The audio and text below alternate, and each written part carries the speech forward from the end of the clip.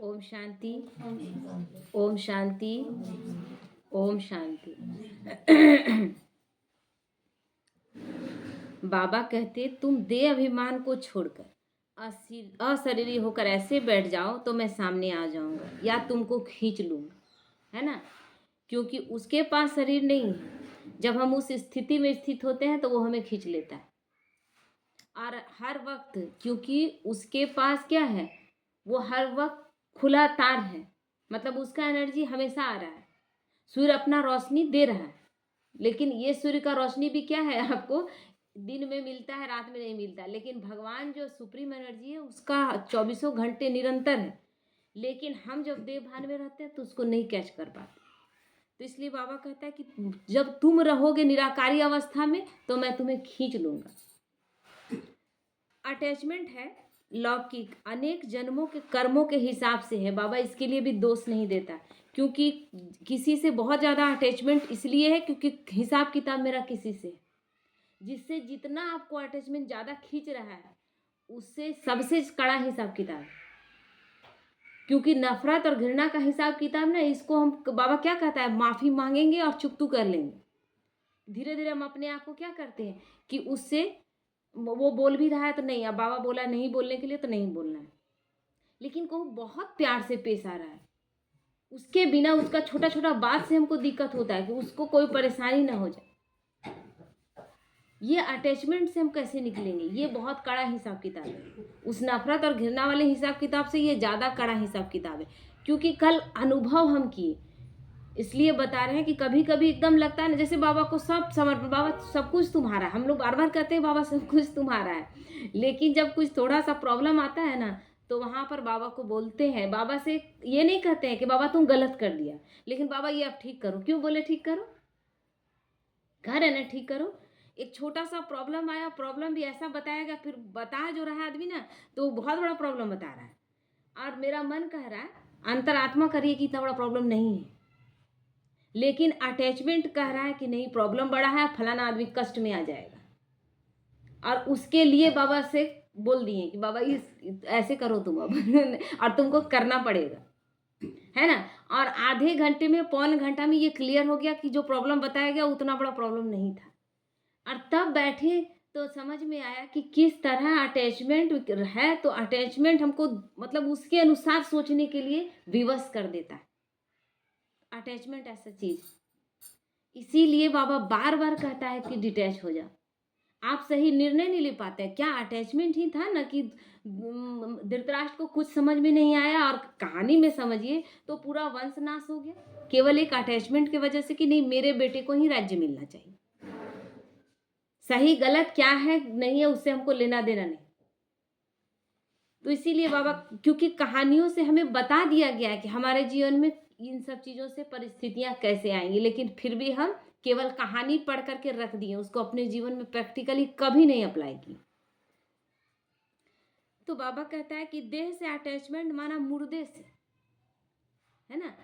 क्योंकि देह क्या है, आपका वही शरीर है। थोड़ा सा भी लगा के देखिए, थोड़ा सा ना उसको कोई चीज़ से पीन चुभ हुई आपको महसूस होगा, ठीक है, वही शरीर है। आत्मा निकल गई, फिर उसमें पीन चुभ होने का क्या मतलब, वो तो जला देते हैं उसको, कोई फीलिंग नहीं आया। यानी शरीर में कुछ भी नहीं है, आत्मा उसमें है तो उसको तो आत्मा को महसूस होता है। तो हम आत्मा से कनेक्शन न रख के देह से रख रहे हैं जो कि मुर्दा है। तो बाबा क्या कर, बाबा का भतीजा जो था विश्व किशोर भाऊ, जब वो शरीर छोड़े ना तो वो बहुत जब शरीर में थे उस समय उनके लिए बाबा बहुत सकाश दिया, बहुत सकाश दिया, क्योंकि वो तकलीफ में थे, बीमारी कैंसर था, बहुत तकलीफ में थे। तो रात रात भर जाग के सकाश दिए। लेकिन जब शरीर छोड़ दिए तो बोला गया कि शरीर लाया जाए यहाँ, तो बोला कि नहीं, जहाँ है वहीं पर अंतिम संस्कार कर दो, देह से क्या काम। आत्मा चली गई और आत्मा अब और भी पावरफुल रोल में आएगी। हमको जो करना है उसके लिए, मम्मा शरीर छोड़ी, बाबा जरा सा भी न खुद कभी जरा सा मतलब फीलिंग आया और न बच्चों में फीलिंग आने दिए। सबको अंत तक क्या बोलते रहे, मम्मा वापस आ जाएगी। अब बच्चे लोग सोचते रहे कि आ जाएगी, बोले हाँ मम्मा वापस आ जाएगी। अंतिम समय तक एक भी बदल, लेकिन एक कंडीशन रखे कि किसी के आंख से आंसू नहीं निकलना चाहिए। अगर आंसू निकला तो मम्मा वापस नहीं आएगी। तो ये अवस्था क्यों बनाया गया, अंत मतलब तैयारी चल रहा है, बाहर से फूल आ रहा है, सब अंतिम संस्कार का तैयारी चल रहा है, लेकिन बाबा बोल रहा है कि वापस आ जाएगी। और बच्चे पूछ रहे हैं, बाबा सारा तैयारी आप करवा रहे हैं, फिर बोले कि चिता से उठकर भी आ जाएगी। केवल तुम लोग रोना नहीं, आंख में आंसू नहीं, योग युक्त अवस्था। तो ऐसा चला कि मतलब उन बाबा का ऐसा पावरफुल था, मतलब ये कि उस पूरा अंतिम संस्कार के दौरान किसी का आंख में आंसू नहीं आया, लेकिन 3 दिन के अंदर में बच्चे समझ गए कि अब वापस नहीं लौटेगी, लेकिन बाबा हम लोगों के साथ किसी का आंसू निकले ऐसा महान आत्मा के लिए ये नहीं चाह रहा था। योगयुक्त अवस्था में वो आत्मा जाए, मतलब यहाँ से जाए भी तो पूरी तरह से एकदम योगयुक्त अवस्था में, इसलिए किसी के आंख से आंसू नहीं निकलने दिया। और कोई बच्चा जब जाने लगा, सब जा रहा है, तब बच्चे लोग सब समझ गए कि अब कुछ भी नहीं, बाबा से पूछना भी बंद कर दिए। लेकिन उसके बाद तक अपने आप को सब इतना तैयार कर लिए थे योग के द्वारा कि किसी के आंख में आंसू नहीं आए। तो इसीलिए बाबा कहता है, देह से अटैचमेंट माना मुर्दे से, या थोड़े ही रखनी है क्या? क्या देह रह जाएगा? कई जन्म हम ले चुके हैं, कई शरीर हम छोड़ चुके हैं। कर्मों का बोझा हो तो सिर भारी रहेगा। अगर कर्म क्यों भारी लग रहा है? भारी बाबा बार बार क्या कह रहा है कि तुम बोझ का टोकरा अपने माथे में मत रखो, लेकिन कर्मों का बोझ है तो खींचता है, जिसके जिसके साथ हमारा हिसाब किताब है वो आत्माएं खींचती है। तो उन सब से बाबा बोलता है, सबसे हिसाब किताब चुकतू करते जाओ, अब किसी से कोई हिसाब किताब बनाओ नहीं। तो दिल में अटैचमेंट है, तो फिर मन मनावा कैसे होंगे? खींचेगा ना। अब एक तरफ आप मान लीजिए कि लड़का लड़की ही है और एक दूसरे से प्रेम कर रहा है, वहां तक ठीक है, लेकिन और 2-3 जगह है, तो क्या वो प्रेम लगेगा? बटा हुआ नहीं लगेगा। कभी इसके पास जाए कि उसके पास जाए, ये अच्छा है कि वो अच्छा है। एक लड़की थी, उसका 2 दोस्त था। अब बोला कि दोनों दोस्त के साथ हमको रहना अच्छा लगता है, समय बिताना बहुत अच्छा लगता है, लेकिन हमको ये नहीं समझ में आता है कि शादी हम किससे करें। हम इसके साथ नहीं होते हैं, इसके पास, तो हमको उसका महसूसता होता है, और उसके पास नहीं रहते हैं तो मतलब दोनों का हमको जरूरत महसूस होता है। अब अपनी माँ पर छोड़ी कि हम शादी किससे करें। कहने का मतलब 2-3 जगह अगर आप बटे हुए हैं तो उसके कैसे होंगे? इसलिए आपको होना है तो पूरी तरह, जब उसके हो जाते हैं तो किसी और का बनने का जरूरत नहीं पड़ता, फिर तो सब कोई अपने आप हमें अपने तरफ हमसे प्रेम करता है। जब हम बीज से, जो मेन बीज है, उससे प्रेम करने लगते हैं तो उससे जुड़े जितने लोग हैं हमें चाहेंगे ही, लेकिन हम क्या कर रहे हैं? उससे कनेक्शन छोड़ दे रहे हैं और अन्य लोगों से कनेक्शन जोड़ रहे हैं। तो इसीलिए बाबा कहता है, फिर मन बनाओ, यानी मन को हर तरफ से मोड़कर तुम मुझे याद करो। ये कैसे होगा अगर किसी के प्रति अटैचमेंट? और मन बनाओ नहीं तो फिर मध्याजीव कैसे होंगे? अगर मन को हर तरफ से मोड़कर भगवान के तरफ नहीं लगाए तो फिर सतयुग त्रेता का जो भाग्य है वो कभी नहीं मिलेगा। क्योंकि अभी बाबा क्या कहता है, यो जो गायन हम लोग गा रहे थे ना भक्ति मार्ग में, त्वमेव माता च पिता त्वमेव बंधु च सखा त्वमेव विद्या द्रविणम त्वमेव सर्व मम देव देव, ये गा रहे थे कि सब कुछ तुम ही हो। लेकिन क्या भक्ति मार्ग में ये चीज गा रहे थे, मान रहे थे क्या? नहीं मान रहे थे ना। यही वो ब्राह्मण जीवन का समय है जब हम सब कुछ उसको मानते हैं, हर रिश्ता उससे जोड़ते हैं, तब जाकर सतयुग त्रेता का देवी देवता का स्वरूप मिलता है। सत देवी देव देवी सुख देव देवी बनना है ना, तो इसीलिए मन मनाभव सबसे जरूरी है। वही अतीन्द्रिय सुख के झूले में झूलेंगे जिन्होंने मन कर्मेंद्रियों को डिसिप्लिन सिखा करके बिल्कुल शुद्ध और शांत रहना सिखाया। वातावरण ऐसा है कि छोटी छोटी बातों से हम परेशान हो जाते हैं। एक छोटा बच्चा अगर मेरा बात नहीं मान रहा है तो हम परेशान होकर उसको मार भी देते। हमारी स्थिति इतनी कमजोर है, हमको लगता है मेरा बात कैसे नहीं सुनेगा। ये एक बात नहीं कि वो बच्चा के सामने हम साबित करना चाहते हैं कि हम बहुत शक्तिशाली हैं, यानी हम कितने कमजोर हैं। तो वैसे समय में अगर हम अपनी कर्मेंद्रियों को डिसिप्लिन नहीं सिखाते हैं, शक्तिशाली नहीं बनाते, हर स्थिति में कोई भी बात मुझे परेशान नहीं कर सकती। बाबा के बारे में कैसा पेपर में निकाल दिया गया, इतना खराब, जबकि वो पवित्रता सिखाते थे और पवित्रता का ही वो हमेशा ज्ञान दिए कि सब पवित्र बनो, योगी बनो। इस ज्ञान का ना यही स्लोगन सबसे रहा, फेमस रहा, पवित्र बनो, योगी बनो। और उनके बारे में बोल दिया गया छोटी छोटी बच्चियों का, स्त्रियों का यौन शोषण करते। लेकिन बाबा परेशान हुआ क्या? तो क्योंकि उनकी कर्मेंद्रियां डिसिप्लिन में थी, उन्होंने अपनी कर्मेंद्रियों पर जीत पाके रखा। तो इसीलिए बाबा कहता है उनके लिए दुख के पहाड़ भी आ जाएं तो फूंक से खलास हो जाएंगे, रुई के बराबर उन्हें लगेगा। जिन्होंने अपने आप को सब समेट कर रखा, शक्तिशाली बना कर रखा, छोटी छोटी बातों में जो परेशान नहीं हुए, उनके लिए बड़ी बड़ी बातें भी आई। क्या करता है, पहले आपको सिखाया जाता है, क ख ग ही सिखाया जाता है कि सब पूरा किताब पढ़ना आपको सिखा दिया जाता है। तो छोटी छोटी बातों से जब हम छूटना सीखते हैं, उसके बाद बड़ी बड़ी बातें भी कुछ नहीं लगता, बड़ा बड़ा तूफान भी हमारे लिए कोई मायने नहीं रखता। तो इसीलिए बाबा कहता है तो शक्तियां हमारी फ्रेंड हो, फिर जरा भी हमको दुख होने नहीं देंगी। हम जिस समय जिस शक्ति को बुलाएंगे वो शक्ति उस समय हाजिर होगी। 8 शक्तियां भुजा के रूप में दिखाते हैं ना, देवी देवताओं को। देवी का क्या दिखाते हैं? दुर्गा का दिखाते हैं ना, 8 भुजा दिखाते हैं। 8 भुजा का मतलब क्या है? 8 शक्ति है। लेकिन हम क्या आज 8 भुजा है इसका मतलब बहुत ज्यादा शक्तिशाली हो गए हैं क्या? वो निशानी है, प्रतीक है कि मेरे पास 8 शक्तियां हैं। और गौर से सोचिए कि और छोड़ दीजिए, 8 शक्तियों को छोड़ दीजिए, 8 शक्तियों में से एक अगर हमारे पास सहन शक्ति है, केवल सहन शक्ति, तो और जो 7 शक्तियां हैं ऑटोमेटिक मेरे पास आएगा। लेकिन क्या एक भी शक्ति हमारे पास है? इस वक्त एक भी शक्ति हमारे पास नहीं है। अभी जो वातावरण फैला हुआ है जिसमें एक जरा सा हमारे अंदर शक्ति नहीं। किसी से एक्स्ट्रा दोस्ती या किसी से सूक्ष्म पुरानी दुश्मनी ऐसी भूलें अतीन्द्रिय सुख में रहने नहीं देंगी।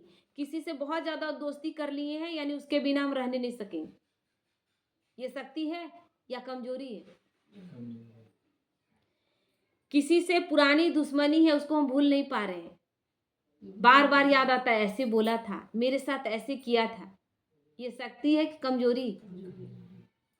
और यही कमजोरियों को हम क्या नाम दिए हैं? पूरा शान से कहते हैं, उसका बात दिल में चुभा हुआ है, कभी नहीं जा सकता मेरे अंदर से।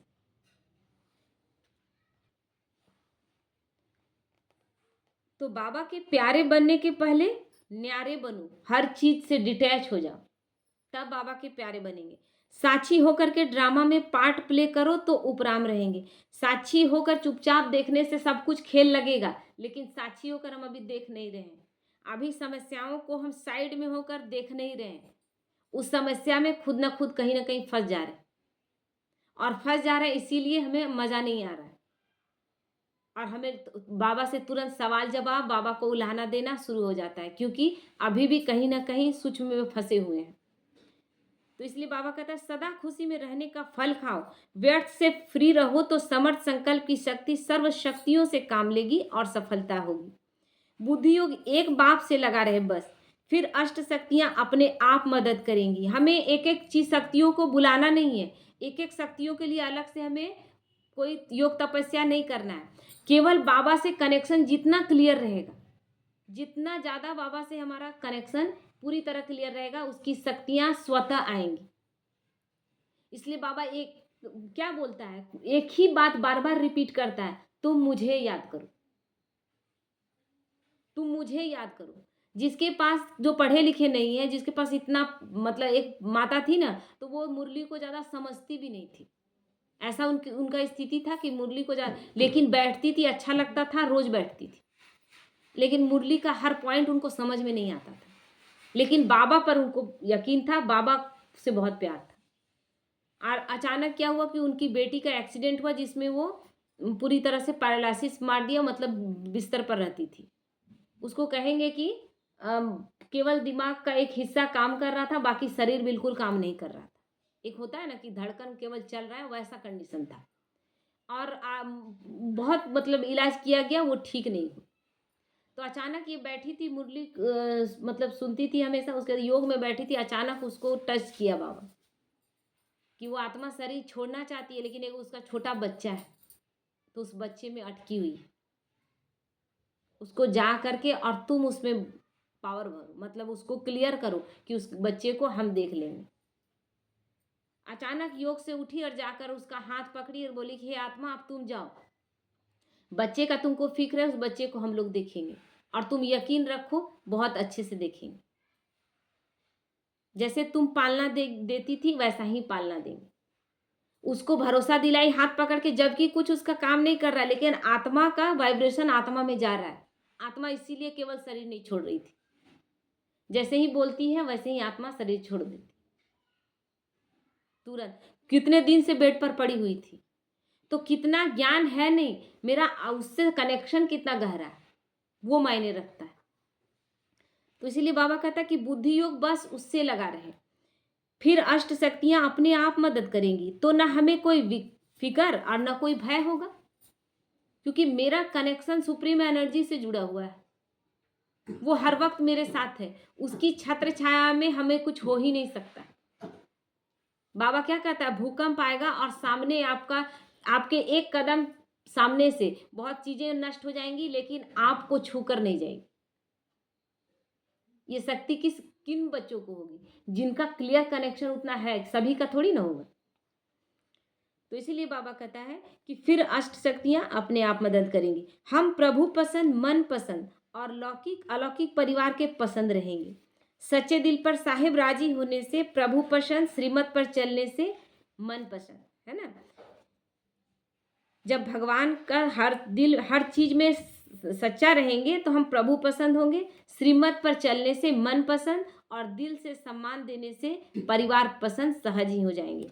सदैव मुस्कुराते रहें, ड्रामा को एक मनोरंजन का रूप दे। जो ड्रामा में चल रहा है खेल, वो केवल एक मनोरंजन, क्योंकि सोचते हैं कि परेशान है, कोई बात आता है और परेशान होते हैं, लेकिन वो परेशानी कितने देर तक रहता है। फिर जैसे ही 1 घंटे में वो परेशानी खत्म होता है, तो अभी 1 घंटे पहले का याद करके लगता है कि फालतू में समय वेस्ट हुआ। तो सीन केवल आ रहा है जा रहा है। बाबा नहीं कहता कि बादल आ रहा है, ठहरेगा थोड़ी ना, बादल आ रहा है जा रहा है, तो उसको चुपचाप देखेंगे कि हम परेशान हो जाएंगे, बादल आ गया अब पता नहीं क्या होगा, बारिश होगा क्या होगा, कुछ नहीं सोचना है। सदैव समझे कि मैं एक हीरो पाटदारी हूँ। छोटी बात को बड़ा बनाने के बजाय बड़ी बात को नथिंग न्यू समझो कि ये बातें हुई पड़ी है, हर कल्प में हुआ है और वही फिर रिपीट हो रहा है, तो इसमें परेशान होने की कोई बात नहीं। बाबा की याद में जब रस मिलता, शक्ति मिलती, तो भूल कैसे सकेंगे। जब याद में मिलने लगा, जब बैठते हैं योग में और बहुत अच्छा योग लगता है, तो कैसा मन लगता है, हल्का हो जाता है ना। और मन लगता है कि जैसे कितना कुछ पा लिए, इतना सब कुछ करने के बाद। यही चीज़ है, बाबा को हम बोलते हैं कि बाबा बहुत कुछ देखें, और हो सकता है बहुत कुछ आप दिखाएंगे, लेकिन अभी भी वो चीज़ें हमें नहीं खींच रही। घर हो, बहुत अच्छा घर बन जाए या बहुत सारी चीज़ें हो जाए, सोच कर देखते हैं कि हाँ ऐसा बन गया, उससे अटैचमेंट नहीं है। स्थिति हमारी ऐसी हो कि हर वक्त हम आनंद में रहें, वो स्थिति हमें चाहिए। बाबा से हम लोग क्या मांग रहे हैं, यही मांग रहे हैं ना। और मांग क्या रहे हैं, उसके लिए ही पुरुषार्थ कर रहे हैं। हर स्थिति में, हर कंडीशन में यहाँ से लाइट और महसूस हो कि हम आनंद में, कोई बात का फर्क न पड़े, यही चीज चाहिए। तो इसीलिए बाबा कहते हैं शक्तियों से हर प्रकार की समस्या को पार कर सकते हैं।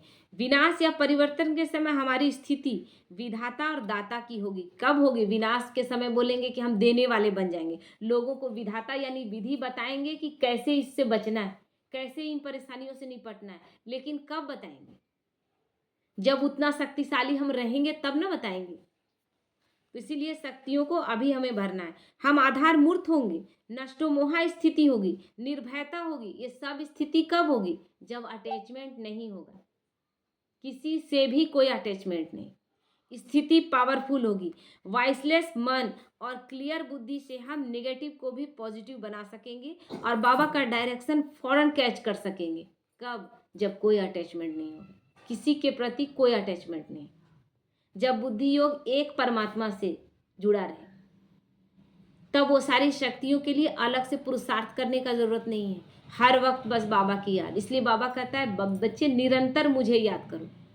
अभी तो सचिन भाई का एक देख रहे थे, बोले कि नहीं याद आ रहा है, निरंतर दिन भर नहीं याद आ रहा है, तो दिन भर रटते रहो, मैं बाबा की निरंतर याद में रहती हूँ, मैं बाबा की निरंतर याद में रहती हूँ। इसको एकदम मंत्र बना ले, और इसको मंत्र बना लेंगे, मान लीजिए बार बार कह रहे हैं तो बाबा याद नहीं आया, मैं बाबा की निरंतर याद में रहती हूँ। झूठ मूठ का बोलेंगे क्या? जब भी बोलेंगे बाबा की निरंतर, बाबा याद आ जाएगा। तो बोले इसको एक सामान ले लीजिए और इसको बोलते रहिए। इसको ऐसा अजपा जाप कर दीजिए, खाना खाते पीते उठते बैठते बस यही। तो बोले इसको कुछ दिन करने से आप महसूस करेंगे कि आप निरंतर याद में रहने लगे। ठीक है, ओम शांति।